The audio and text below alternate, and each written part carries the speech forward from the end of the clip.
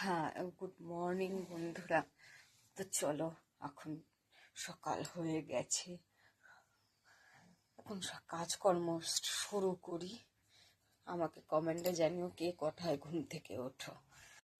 Hello বন্ধুরা, তো দেখো আজকে আমি ধনে পাতা বাটছি।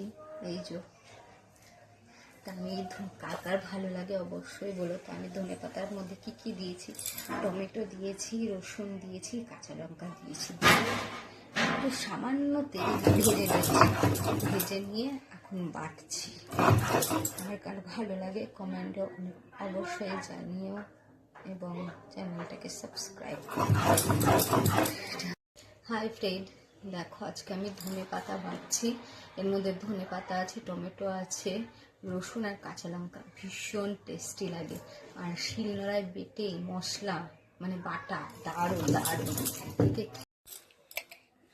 গুড মর্নিং বন্ধুরা। তো দেখো আমি সেই সকালে উঠেছি। সকালে উঠে আমার মেন কাজ হলো এই তিনটে জিনিস খাওয়া। এই তিনটে জিনিস খেলে পেটের জন্য অনেক ভালো। অনেক যাদের ধরো মুখে গন্ধ, পটি হয় না ঠিকঠাক, তাদের জন্য খুবই ভালো। এই যে একটা কাঁচা হলুদ, কিছুটা আদা আর একটা গোটা আমলকি। এই যে আমলকি,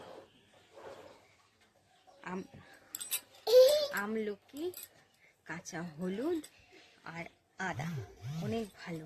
যাদের এই সমস্যাগুলো আছে তারা কিন্তু প্রত্যেক দিন খেতে পারো।